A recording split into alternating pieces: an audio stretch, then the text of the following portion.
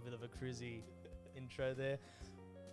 What is happening, ladies and gentlemen, and welcome to another episode of Talk to Me, show where I get my friends to talk to me. Today, I have a very special guest. It's probably someone I haven't spoken to in a few years.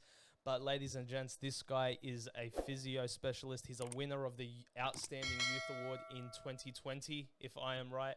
And he's currently working with the Canterbury-Bankstown Bulldogs Juniors. It's Tommy Haddad. How are you, brother? Good, mate. How you going? I'm good, man. I'm good.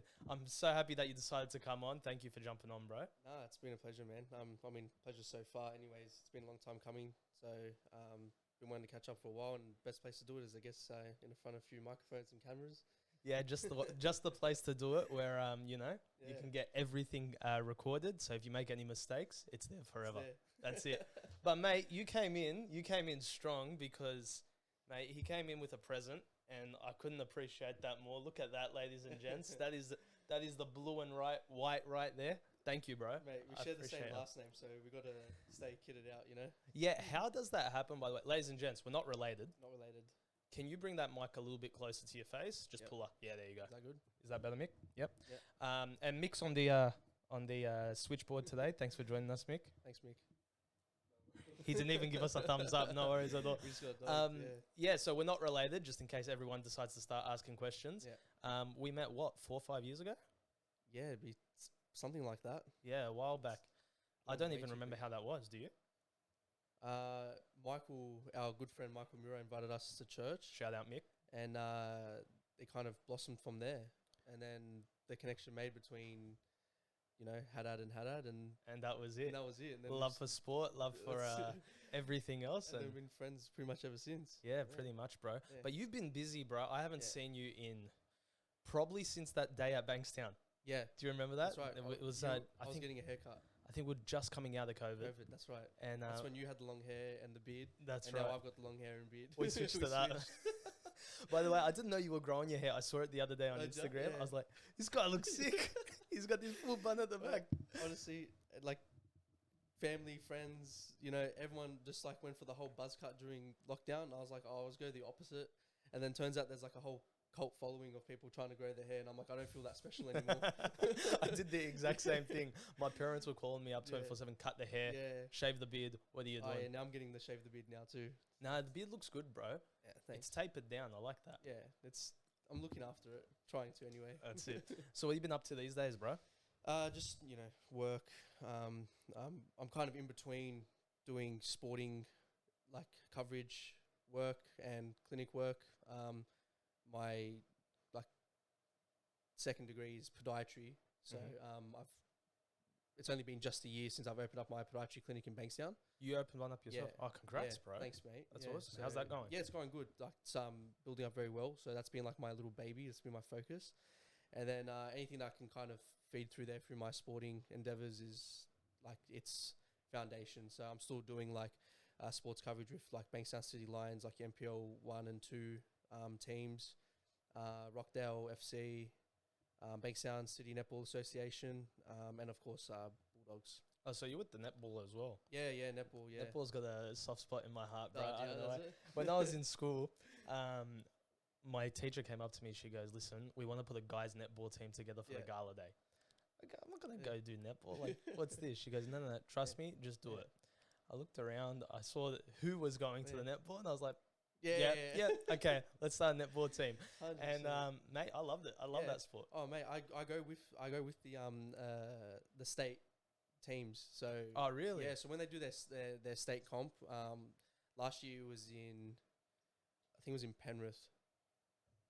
I don't know where it is. I think it might actually be hosted at Bankstown this year, but previous years was at Liverpool, etc. And like you got all your country teams coming down to play.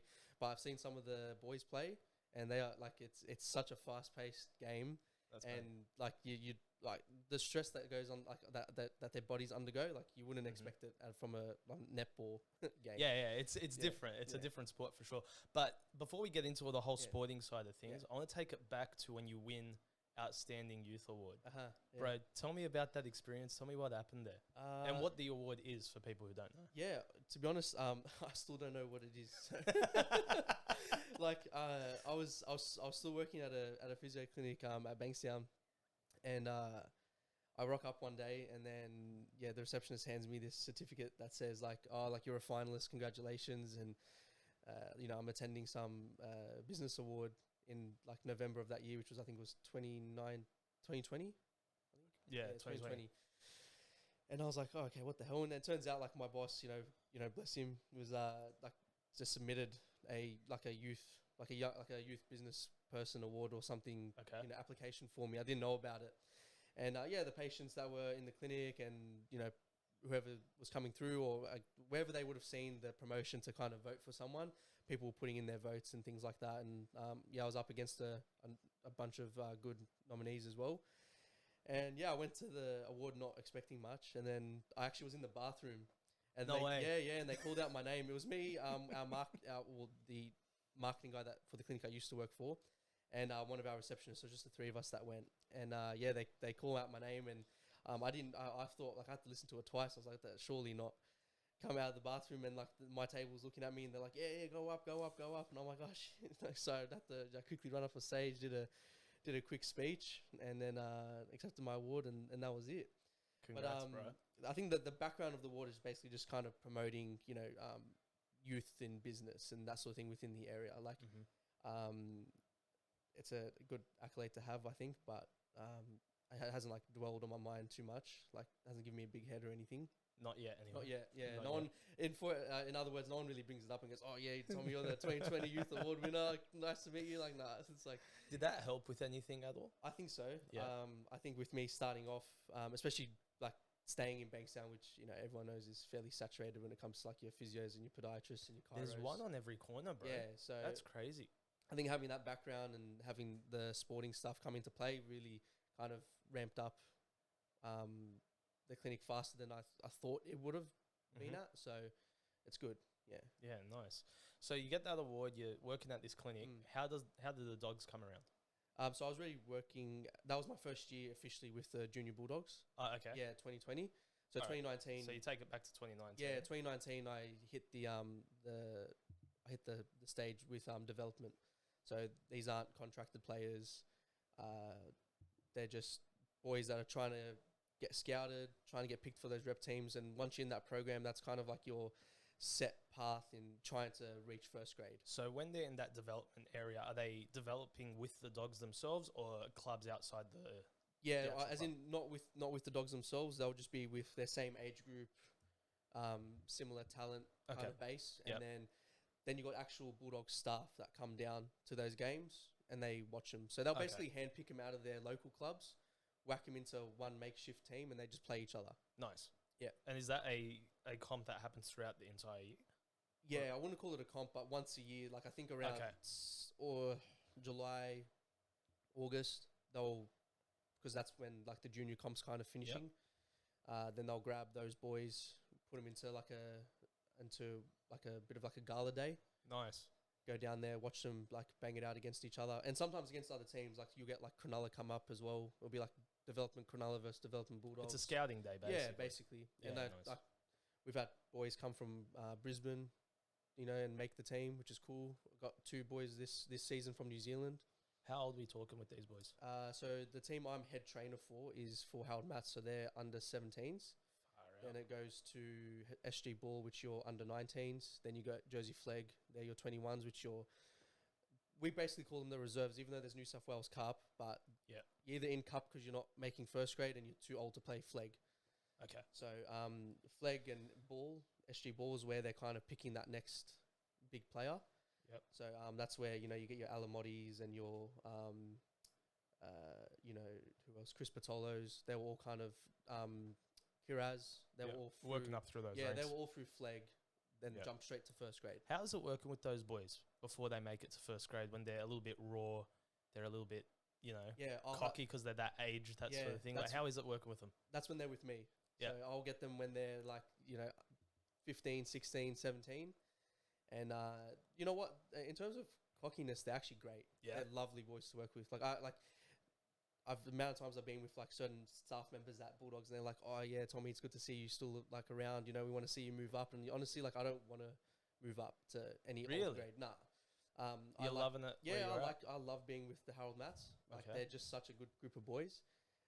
They're all like you think them coming from like their club footy, that they jump into reps and start getting a big head, like, oh, look at me, I'm playing for like Bulldogs essentially.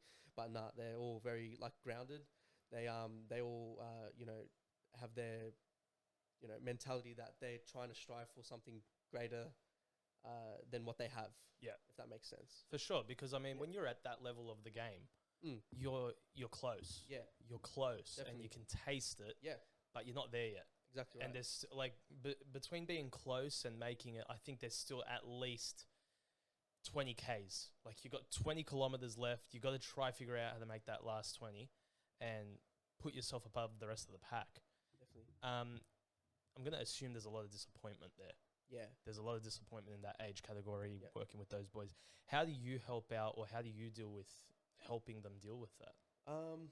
Well, for the boys that are, got their Christian background, it's easy for me because I can kind of relate with them, get them to pray a bit more, get them to focus on like things that aren't just about footy. I think that's a big thing when it comes to these boys, is about the fact that I think a lot of them come in, especially with a lot of pressure from either family, friends, that sort of thing. It's like, oh, we have to make it. Yeah. So it's just like get them to focus on the fact that like they still got time. Like, yeah, it's Harold Mats. It's a big step from club footy. And essentially speaking on a timeline, you're looking from Harold Mats, like in 3 years, you could be having your first crack at first grade. Yeah. So 3 to 4 years is like not a big time to train and, get that sort of thing. So I try and get them to focus on other components of training, not necessarily just getting picked for the team. Game. Yeah. So obviously we have a fairly big squad. I think it's a squad of, it's more than 20, clearly. But you will only pick like 19. So you've got your... Sorry to interrupt you. Old mate Joey showed up. How's it going? How are you, mate? brother? What's going on, bro? Can I get up? You're in that corner there, man. Good to see you. Yeah, good. We're on? We're on, mate. We're on. I'm just gonna fix your camera because I don't know what I'm doing here. So, can you put him back on? Let's see what he's got. No, that's a zoom. Ah, look at that. How are you, bro? I'm doing well. It's good to see Sorry you. to interrupt. Thanks for coming in. We can hear you well, though. You hear me? Good. Yeah, I can hear you. Fantastic. How you doing, brother? You just came from a work meeting, didn't you? Yeah, I had a meeting, but this is technically my lunch break. Oh, beautiful. Yeah. Well, ahla sahla. Things work out. So sorry, we're talking about disappointment. We're talking about the juniors. Yes. Talking about getting into those first Yeah. grade teams and what it's like to be disappointed if Yeah. you're not going to make it. So how do you help them with that? You said your Christian faith helps out a lot with that. Yeah, definitely. So there's that component. So we've got a mixed multi-faith team. So with those boys, it's easy to kind of remind them that like life's not all about footy. Think about the things that are outside of footy. Like your family, your friends, church, praying, God. But then the boys that are from alternative faiths, it's not that it's harder, but it's like got to try and motivate them in a different kind of way. I think the ones that are heavy in their faith with Christianity, it's kind of good. Just it's more of like a reminder. Yeah. So they get reminded. Well, they're you all can good. relate to them. Exactly. You can relate to them because Yeah. you've been through that stuff. Exactly right. So with them, like it's more like you get a 5-10 minute conversation. They're all good to go. The ones that are struggling with either like home problems and things like that, and rugby leagues, their escape, and they're not getting picked. It's like oh, no worries. Then my kind of alternative route around that is to look. This is your first time lifting weights. Instead of focusing on getting picked that week, how about you come with me? Let's go through your squat form, your deadlift form, your bench press form, and it's the first time you're actually gripping a barbell. So let's focus on that. That's your goal for the week, not getting picked. Yeah. Forget about getting picked. You do the best bench press this weekend, this week at training on Monday, Wednesday, Friday, or whatever days we're training, and maybe you'll get noticed this week. Yeah. Or you know what, we're going to practice a little bit more plyometrics. Let's get you jumping higher. When you're got spare time, you'll be with me in the gym. We'll get some hurdles out. Let's start doing that sort of stuff. And I want you to focus on that this week. So did you start off training at the Dogs, or were you starting off as a physio there? No, I started off like nowhere, like no physio, nothing. Like I was just doing local work for Bankstown Sports Rugby League. Yeah. And then I got a call up just to fill in for a development game, which is like I said, that's just their scouting day. And from that point on, the scouts for that year, funny enough, end up being the new staff for Harold Mats. Far out. Yeah, so when I submitted my application, like I didn't realize that's the hint they were giving me. They were like, oh, you should apply. We're basically looking for, head trainers and things like that. And I was like, all right, no worries. So sent my application in, and then my references end up being the coach and the manager. That's gonna be a trip out, bro. It was, because then when I got the call, like he's calling me and he's going, "Hey mate, it's like his name was Pierre. He's like I respect him a lot as a coach. He's at West Tigers now, but yeah, he called me up and he goes, "Yeah mate," he goes, "It's Pierre. Like looking forward to having you on board. This is what I expect from you." And we basically took it from there. And it was a pretty good 4-year relationship with him. Yeah. What's it like being in the league? Like, you're not in the NRL, but you're part of the game. Part of it. What's the culture like? What's it like being around it? It's honestly compared to what you see in the media, it's very different. When you're at Belmore, I'm sure it's like the exact same at other clubs too, but Belmore has a big kind of foundation around the whole family thing. I know I put that in quotation marks because some people kind of stray from that foundation, but everyone there is very out for each other, which is good. They're not out for themselves. You'll get first graders coming down to help out the juniors. Like, we get Josh Jackson every week, and he's helping out. Comes in. Yeah, ball skills, fitness. We went to sand dunes during pre-season, and Josh Jackson put on his running shoes and did the dunes with them. He rocked up. Yeah. Far out. Yeah. So it's crazy. We're still paying the guy. He's not playing in our main squad, and he's still around the game helping out these younger boys. Yeah, you got Josh Jackson, Willie Mason, all the boys. You got Ockenbar, Alamotti. They all come down. Like, everyone's just integrated. It's not when you're at Belmore and all the teams are there, you truly feel like you're just one big team. That's awesome. There's no treat everyone differently sort of thing. First grade's here, get out of the way. It's like, give first grade their space. Like, they got to train hard. Like, they're all getting paid to do that stuff. But no, you walk past someone, it's like, hey, how you going, mate? It's like, there's no kind of dry behavior going on. Everyone's just really kind of accommodating. Brilliant. Yeah. When I was driver testing, I had a kid come in, and I didn't actually do his test, but I helped him get his test done because he had a few issues with his cars, and he kept telling me how he was part of the Dogs Juniors, and I'm like, everyone says that. Yeah. Then the other day, I play for Bankstown Bulls. I'm part of Dogs Juniors. Yeah. Then the other day, he has a very memorable name, so I'm pretty sure you know him. Yeah. I was watching the juniors before the actual game, and he was man of the match. Joash Papali. Joash Papali, yeah. And I remember looking at it, and I'm like, Papali, or Papali. Yeah. I go, you're by any chance related to the guy in Canberra? He goes, yeah, that's my uncle. Yeah. And he was on Joash. TV. He was man of the match, brilliant. machine. Joash was originally with so I met him first like that 3-4 years ago. So he came in through Harold Matts, and then he was just one of those superstars. So he jumped his way through, and then even we finished off season. So we finished season. Even on off season, he was training with Josie Flegg. He was training with first grade. All of this pre-season, he was with first grade. Is it hard dealing with that turnaround of players, or is that one of the draws to your position? Because I got to imagine there's either kids getting dropped, kids getting pushed up the ladder, or kids getting traded out or injuring themselves or stuff like that.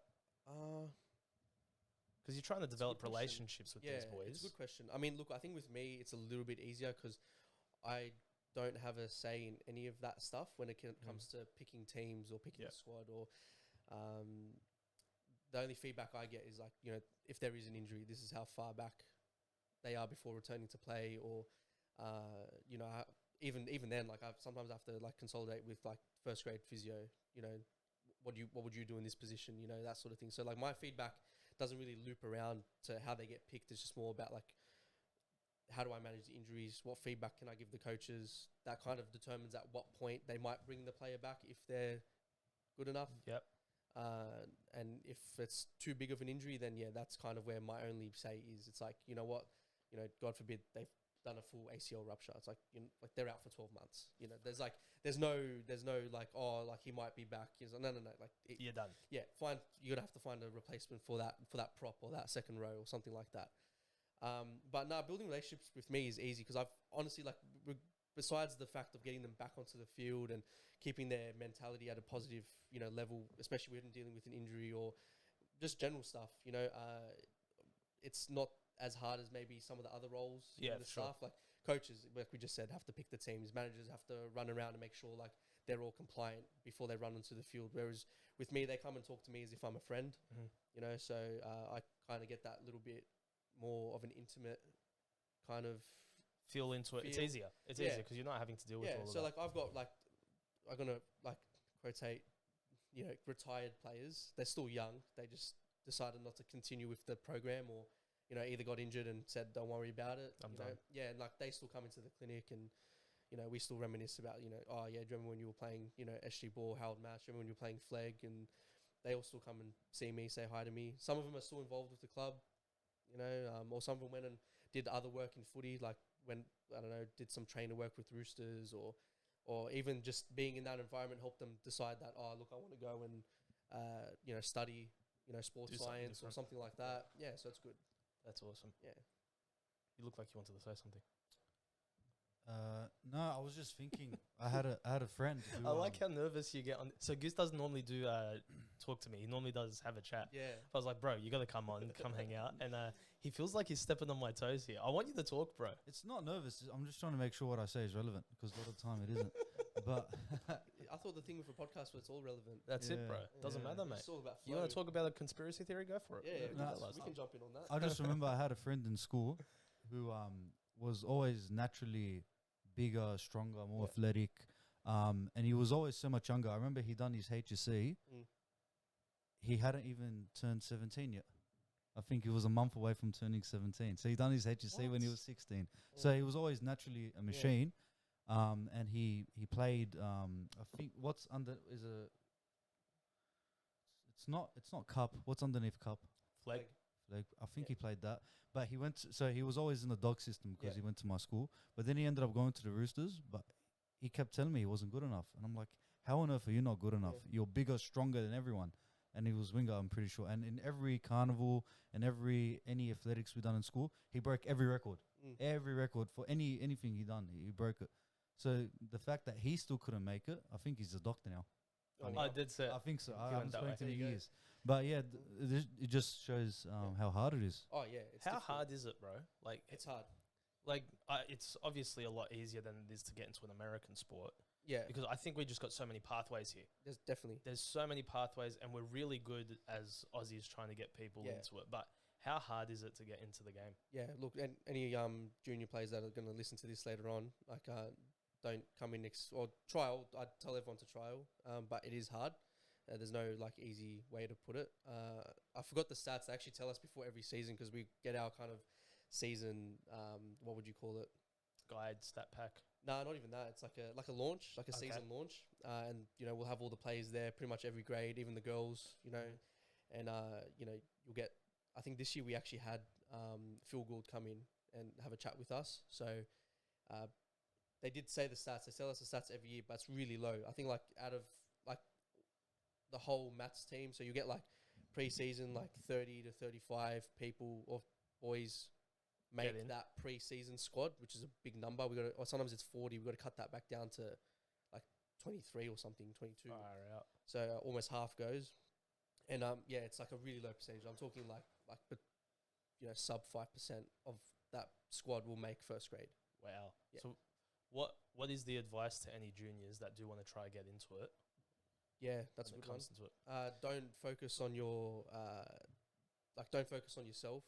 If that makes sense. I know it's going to sound very contradictive because you're trying to make first grade, but what they look for at that level to kind of progress you, even all the way through up until SG ball, only maybe flag, they start looking at your, how much you bench press, how strong you are, how fast you are. When it comes to Howard Mats and SG ball, it's just about are you there for your teammates? Can you push hard even when it's getting tough? And it's not about how you play. It's about what they see at training. It's what they see, off the field as well. Bulldogs, and I'm sure again it's the same with many other junior clubs and just NRL in general. They've got a big inclination when it comes to what happens outside of the club. So that's making sure you're respectful every time you throw on this uniform. You're walking around representing Belmore. You're representing the Bulldogs. You're not doing anything stupid. You're not doing anything that the media can kind of manipulate. And that all feeds back. They all get told that pre-season. They'll even go through kids' social media accounts, and they'll put up a whole slide about how a whole PowerPoint on that one kid about how they have one media lady. It scared the crap out of everyone. They have one media lady. She basically did digging on all the players, and she was able to find out you know, where they go to school, like gang signs they've been throwing up, you know, yeah, like photos from That's like full on. yeah, like old photos that like might not have been appropriate for social media that were posted on old accounts Yeah. that they never deleted just because they could follow it through like their Wow. newer accounts, and that's how the media, if you end up becoming well known, would dig up dirt on you It's crazy, man. Yeah. There's a lot of pressure on these boys. a lot. It just goes to show that they're still kids. And Yeah. I grew up in the Canterbury region, so I knew a lot of players who were good enough to be players, but their outside life had an effect on 100%. either their performance or their career. Yep. So they had done something that didn't let them progress, or we tend to forget how much of a distraction it is. Everyday life, not just if you're in sports, but in general, your life has a massive distraction on how you perform in general. So I know a lot of people that were good enough, but just couldn't get past that barrier of social media, friends. They made a dumb mistake, Exactly right. spend time with the wrong crowd. It's in every workplace though. It's not Yeah. just the NRL, man. Like, man, you go in for a new job these days, the first thing they do is check your social media Yeah. accounts. I've had employers actually ask for my social media handles. Yeah, definitely. I They mean, jump on it. and these days you can't really blame them either. No, 100%. You want to Yeah. know who it is you're employing. Exactly right. And like you said, it's not really about the skill that the person's Mm. got. It's about, do you fit in with this club? Do you fit in with this Exactly. team? Are you a team player? Yeah. That sort of stuff. Yeah. I mean, like, look, it's with the Bulldogs, it's about like a certain set of core values where they basically, especially with the Harold Matts and, you know, like the boys, I should say. I'm not too sure. I think with the girls, it's the same concept, but it's all about, which I guess, you know, these days is getting very murky about what it means to actually be a man and what it means to be a woman. So they want to build these boys not to be ready for first grade, but if they can take anything away from the program, it's like how to be a man and contribute to society, leaving the club. Brilliant. Yeah. So what's your end goal with the Dogs, man? Honestly, I don't really have anything in sight. Like, I don't have like a plan to be higher up or anything in a certain amount of time. I'm just kind of enjoying what I'm doing there. I think any higher, like I'm assistant sideline with Flegg. Yeah. So they've got the head physio there, and I'm just on sideline. So I don't run onto the field with them or anything. Even moving up to that point, like I think any higher than that, and then you're starting to ask for a lot more stress. And I think like it'd be good to speak to maybe one of the higher up physios, because we don't really get to interact with them much. It's more like email, or they'll tell us what they want, sort of thing. But I think that gets to a certain point where maybe a little bit of the enjoyment gets sucked out of it because it's now turned into an actual job. Whereas with me, I kind of go there and it's like kind of my break up from clinic work or break up from meetings or paperwork and that sort of thing. It's like you go down there. I love rugby league. I like hanging out with the boys, you know, so I can do my job but still be comfortable in it. So I think if I had to put a goal to paper, would be something a little bit more meaningful, like maybe win a grand final with the boys. Yeah, that's bad. That'd be a good goal. Not necessarily one for myself. Like, I don't really have any intention to move up or anything like that. Yeah. Brilliant, bro. Well, congrats, man. Are you killing it over there? Yeah, that's thanks. awesome. Yeah, they're doing well this year. We've only lost one game this season to Newcastle. Hey, same with the first grade Dogs, bro. So we're playing horrendously, but even though I'm a Roosters supporter, I've been watching the junior Dogs a lot more. Yeah.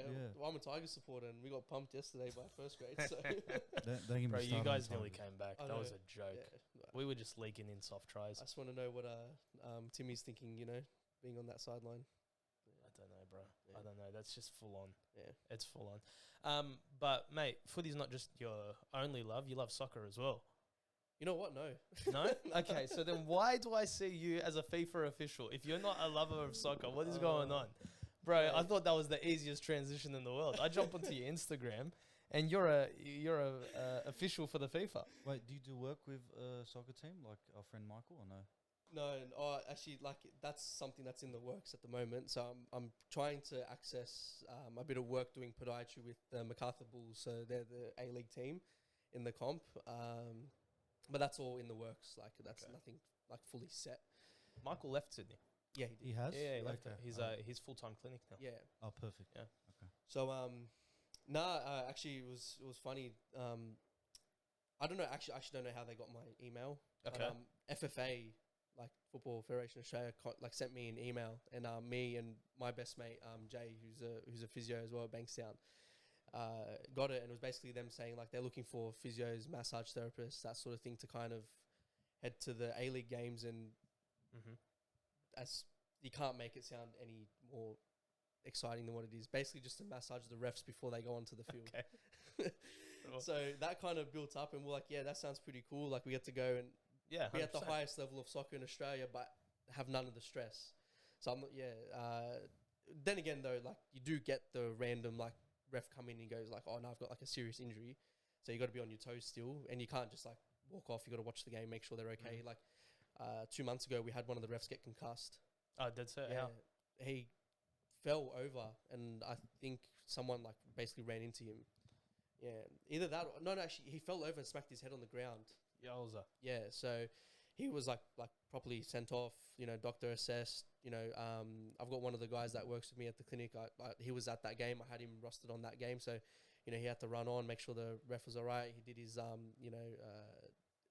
concussion assessment, which we call like your Maddox questions, to make sure his like bearings were there. And I think he wasn't that confident with it, so he just pulled him off. Ref had to get switched over. So that stuff does happen, just very rare. Actually, 2 seasons ago, I had a ref, one of the ARs, pull off with a hamstring injury, so we had to switch him off.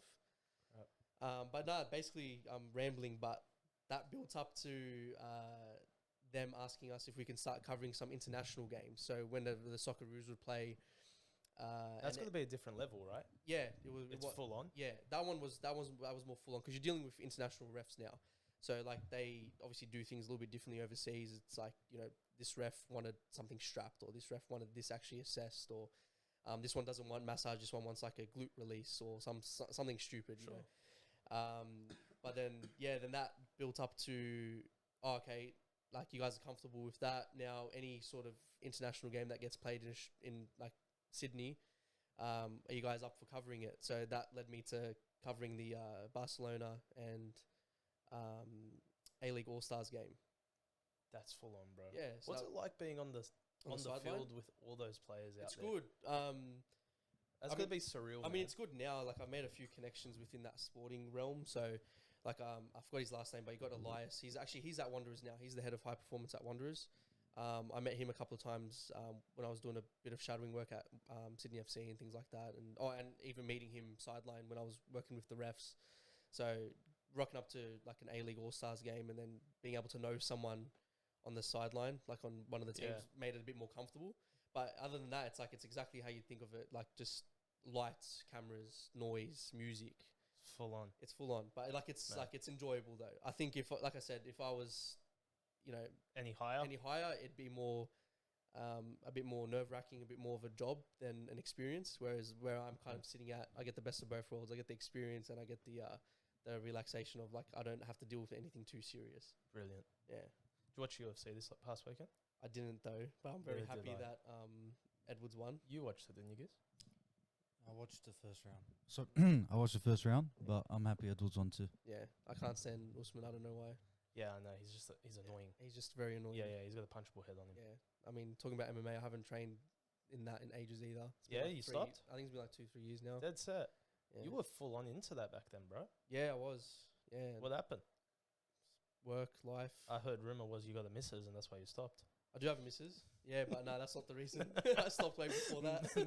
Mick made me make sure that I brought that up at least at some point. Yeah, that's fine. No, I do have a missus. Yeah, Christy, she's good. She's always hounding on me about my work hours and stuff. But I stopped way before that. Yeah. Yeah. How long were you training MMA? Consistently 11 years. Then it dropped off after that. Like I think by the time everyone here know Marlon, you guys know Marlon. By the time I was with him for one fight that he had, which was I think pre-COVID. And then after that point, I dropped Guy's off. been trying to get back into fighting for ages since then, man. Poor Yeah. guy, just injury after injury. Yeah, it's like just unlucky. And he's got the talent too. He'd make Yeah. it. I've said that from the beginning. He was on the show a few years back. He he told us the whole thing. Yeah. So but yeah, no, after that point, like I just remember that being the basically the turning point. I cornered that fight, or helped with cornering, I should say, and then I just dropped off. Like there was just no consistency. I'd come back for like 1 or 2 sessions a month, then that left to no sessions for 6 months. Then I'd come back for 1 month. Once a month, and then That's a job in itself, though, man. That type of training, man, it's full on. it is. So I still love the sport. I'd love to get back into it, but I just haven't. Honestly, like it's half laziness, half haven't got the time. Well, do most of the clubs around here, they're normally at night, aren't they? Yeah, That was the issue. Like I tried to join up, yeah, and then I just realized they're all at 6 or 7 p.m. I was like, I can't do nights. yeah. I was hoping for a 6 a.m. That would have been easy. Or even I mean, I've started waking up early just for myself, but I couldn't do early just because I'm not a Morning guy. Yeah, like I'm a morning guy. I'm just not a morning training person. I've tried doing it back in the day, and when I was lifting weights, it was okay because like I was just on my own, didn't have to deal with anybody. But I think if I had to go and rock up to a class, I don't think I'd be in the mood. Yeah, so I recently started, not recently, but I've been in the mornings for ages. But it's a 5:45 start. That's disgusting. To 7 a.m. Yeah. So it's weights and then a class. Yeah. It's brutal. Yeah. Yeah, it's disgusting. I hate it. And then I mean, like as I mentioned before, like sometimes I don't leave Belmore or even the clinic till like 8 p.m., 9 p.m. That's rough. So Trying to get up in the morning after that's full on. no, it gets even better than that, man. Then I get home and then I maybe do paperwork, eat, then I would just want time to myself. So then I won't, like I usually stay, like sometimes I stay awake till like 1, 2 a.m. and then I'm back up at 7. That's brutal. Yeah. That's brutal. Joey starts, he's training midday during the lunch break now. Yeah, it's a lot better. I mean, if I have the flexibility, Yeah. I didn't for a long time, but now that I do, it works out. Bro, why wake up if you don't have to? Honestly, if I could, I'd rather train at midday. I did that when I was at Yeah. Samsung. I used to train during lunch. Yeah. It was the best. Yeah. Well, actually, when I first started the clinic at Bankstown, like my one, the podiatry clinic, when it was obviously there was a few quiet periods then when it was the patient base was building up. Yeah, like I'd instead of waiting till the end of the day, I'd go and fit in a workout. Yeah. During the day, and that's even going to the gym though I dropped off the butt. Like, I haven't been consistent at a gym in like 2 years either. All right. So talk to me about the podiatry clinic, bro. Yeah. Where's it at? How did it start? It's Suite GO5, 68 Eldridge Road, Bankstown. So if anyone knows where I used to work upstairs at Bankstown Physio, it's like downstairs in the same building. Sweet. Yeah. So I don't actually access any physio there. So if anyone listening to this wants to know, so like I don't like stealing patients. It's just a podiatry clinic. Yeah. Because that's what I'm basically doing now. Since I've finished that degree. But yeah, it's going good. How does a guy dedicate himself to the foot? Yeah, that's what Probably I thought. the worst body part that you could. Well, look, it's the foot when you're not well versed in it, because basically the degree gets you going for the whole lower leg. Okay. So I still do hips, knees, Oh, really? ankles. Yeah. Bro, I thought podiatry was literally just the ankle and foot. They're foot and ankle specialists. Yeah. Okay. I'm gonna quote specialists because like they're not doctors. We're not doctors. Sure. But like scope wise, yeah, you can do the hip down.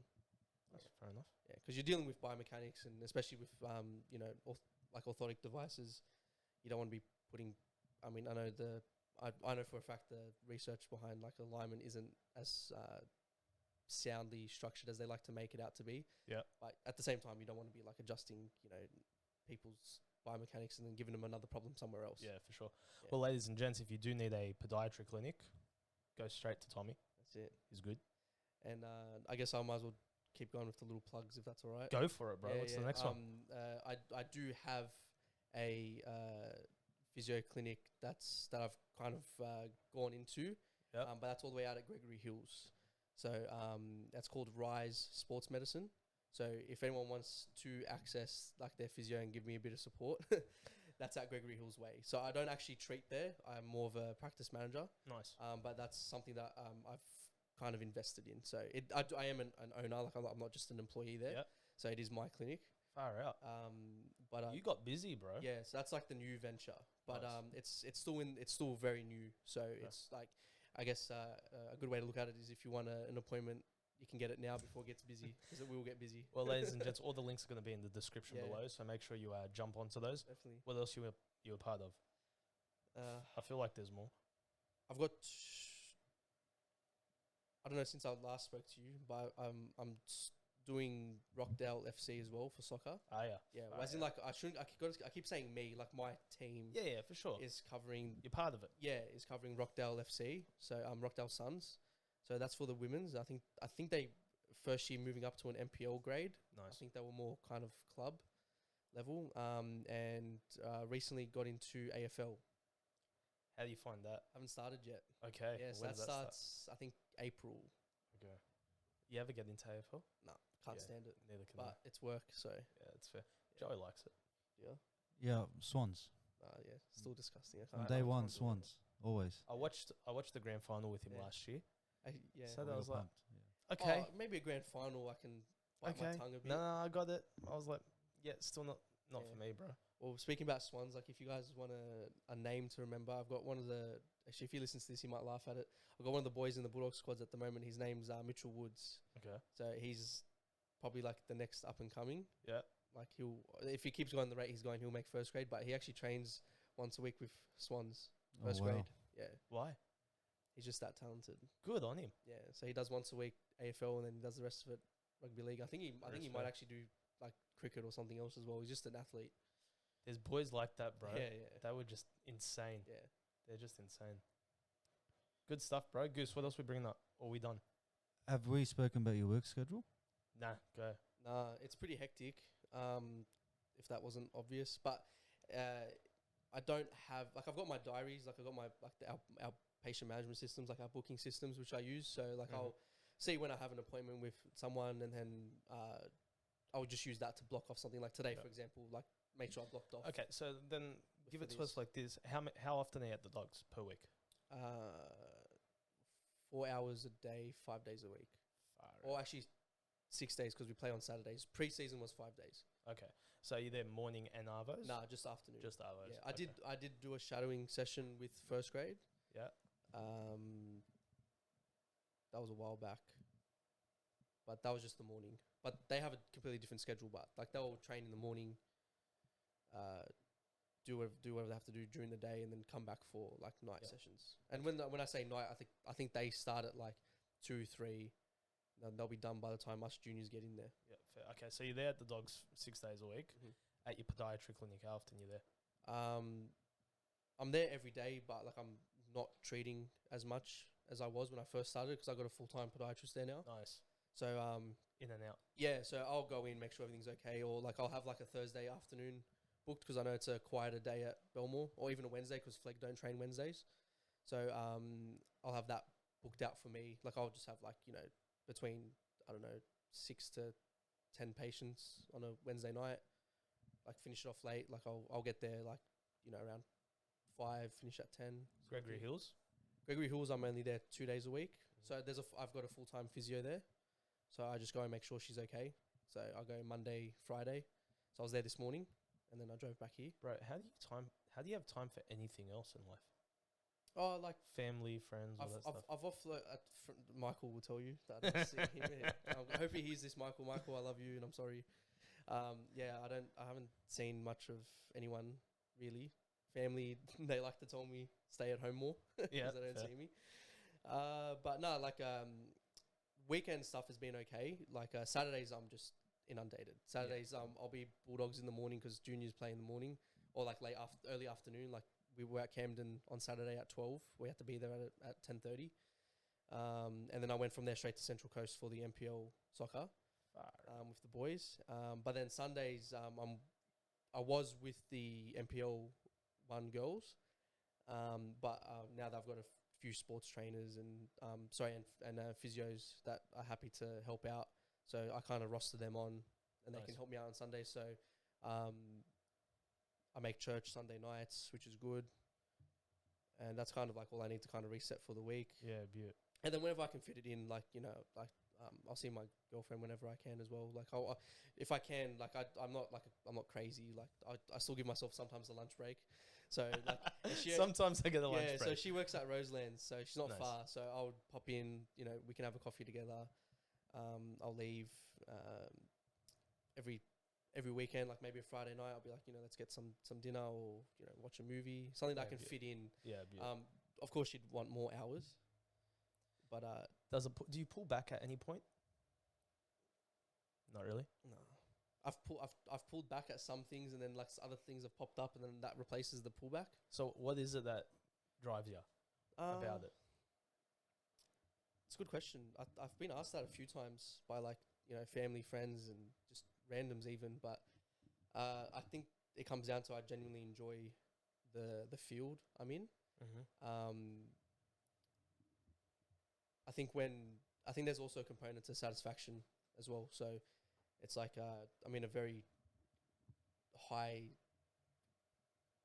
I don't think this is worded correctly, but I'm in a very high satisfying job. So it's like it only takes one patient or like anyone that I'm dealing with doesn't have to be even be The a patient. return's good. Yeah, it's just like even just hearing like, oh, thanks, you helped me. Like it feels good, Like I know that sounds pretty cliche, but and then I mean that also from a business point as well. Like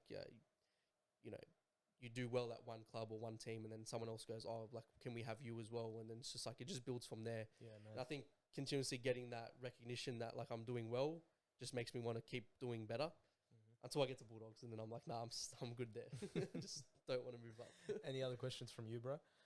I noticed in my life, whenever I give a lot of time to one certain part of my life, something else suffers. Yeah. And usually I'm willing to let it suffer, either it's not important or it's just for the time being. Have you ever seen that in your life at all and had any regrets, or you're pretty happy with giving this part of your life a lot of time, knowing that you'll make up for it later on somewhere else? Yeah, it's a good question. I can safely say I have no regrets yet, which is good. But I think before meeting you fine gentlemen and, kind of reigniting that need to get back to church and back to my faith was something that if I wanted to find a kind of nitpick about regretting, because at that point it was full work. Yeah. Like there was, like if even now people still, if you speak to me, everyone's like, oh yeah, Tommy's at work, but I'm in a very different mindset. Like I know when I need to pull back if I have to, whereas before it was just like, oh, I don't really care about anyone else. Like yeah, you know yourself now. I remember that. I remember we had a long conversation on my balcony back then, and we were just talking about how there's so much more to life than just work and heaps. God gave us life. He's given us so much, and having a relationship with him is important. And I remember, I think you either texted me or you shot me a phone call after that, and you were like, bro, I've sorted things out. Things are getting better. What was it that changed? What was it that you quote unquote fixed? Just getting back to church. Yeah. Honestly. I think it's a good topic to touch on anyway, because I think a lot of, especially people who might say they're Christians and stuff always say like, I don't need to go to church to have that same relationship. But I think now going through that, it's like, it's not the case. Like I think there needs to be something there that you can, especially us being humans, there's something that you can see, you can feel, we're people about the senses. Yep. So being around like-minded Christians, being around that sort of thing is like something that can give you more reassurance that you are okay. Like you said, it's not only about work. It's not only about, friends. There's something bigger going on. There's a lot more spirituality that surrounds us than people like to give credit to. And there's a lot more guidance that God gives us that people kind of move to the side. They just put their blinders on and they're like, I'm all good. I can figure this out later. Where it's like, I think if you get that relationship correct first, everything else becomes a lot easier. Well, the Bible says it, bro. I mean, God wants a relationship with people. The whole point of him coming to earth and dying on the cross wasn't so that good works could take you to heaven. Exactly, it was so that his death on the cross could act as that sacrifice for your sin. Definitely. And so that he could have a one-on-one relationship with you. And I think without that, a lot of people are lost. A lot of people are scared. People are dying and going to hell without even realizing it. Exactly right. So there's so much more there. It sounds like you realize the importance of prioritizing, even though your careers in general are extremely important. There's some things like faith and relationships and family that will always be a bigger priority. 100%. Yeah, and you look at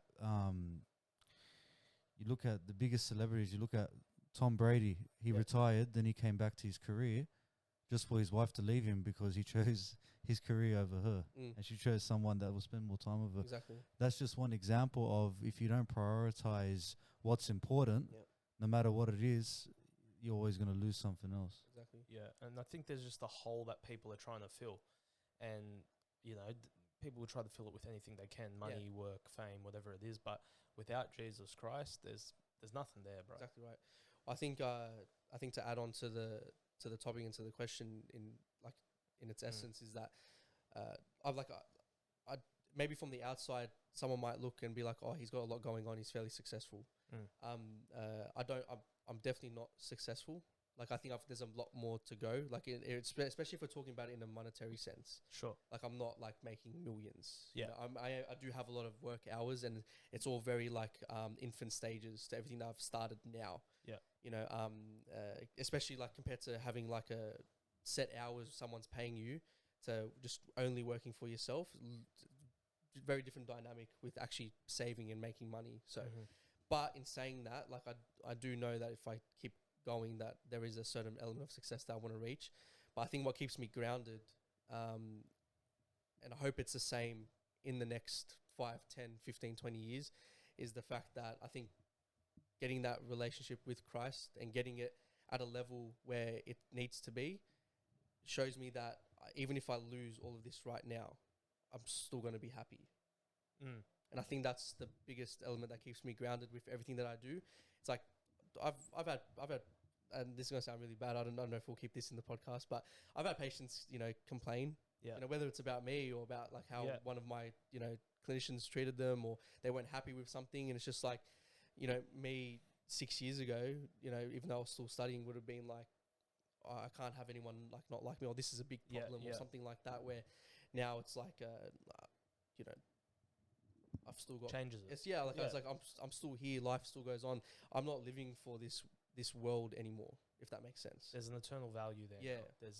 There's, Pastor said it the other day. If you're not living for heaven, or if you're not living heaven-minded, then you're living earth-minded. Exactly right. And you're not looking at that future that's Definitely. coming, that eternity.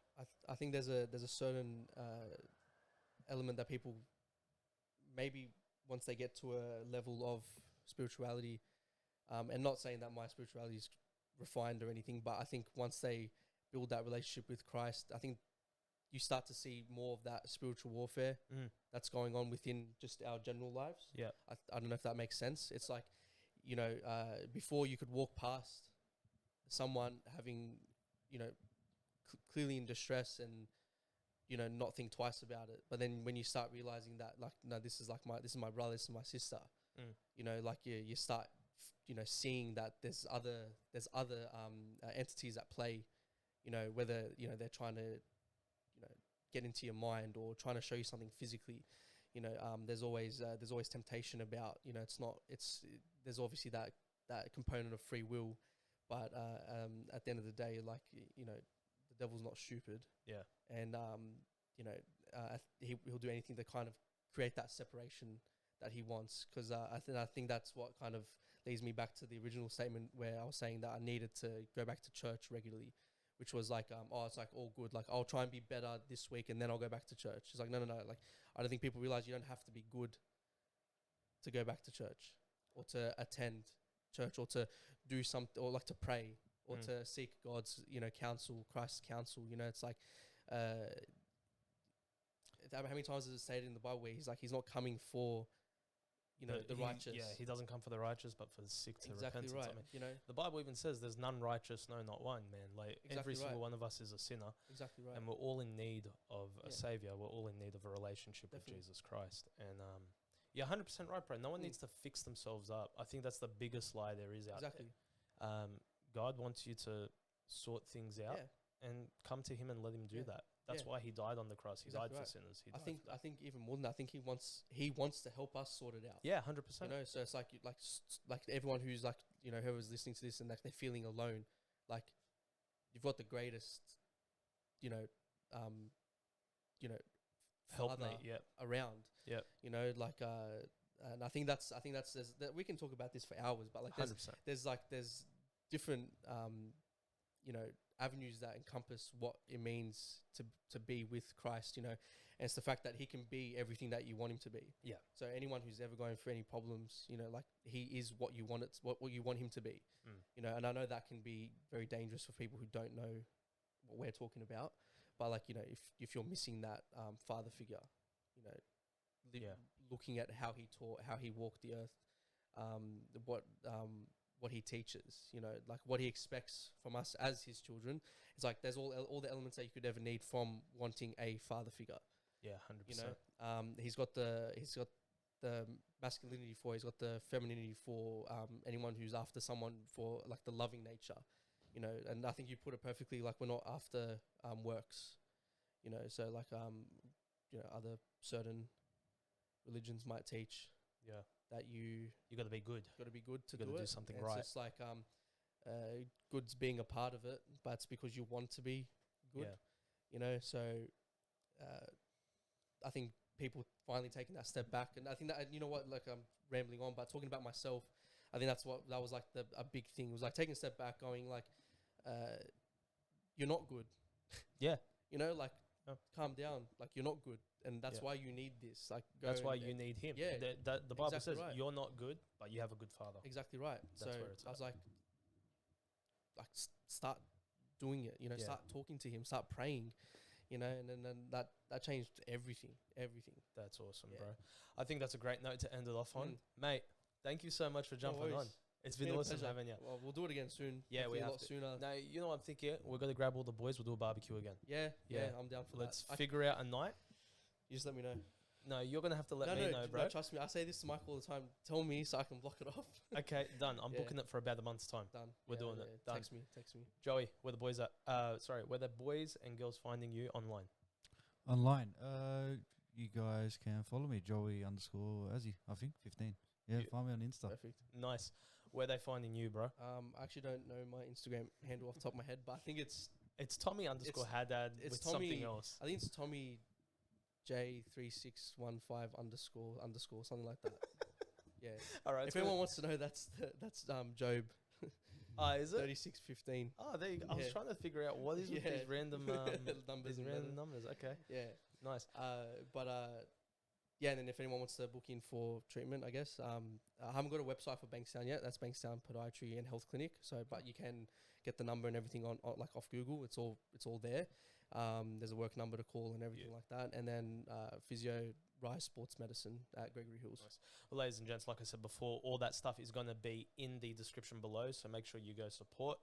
And ladies and gents, have a chat with Ray and Stat on all the social medias. You know where to find us. Do me a favor, subscribe, helps us out on YouTube and all that nice stuff. Tommy, thanks for talking to me, bro. Good to be here.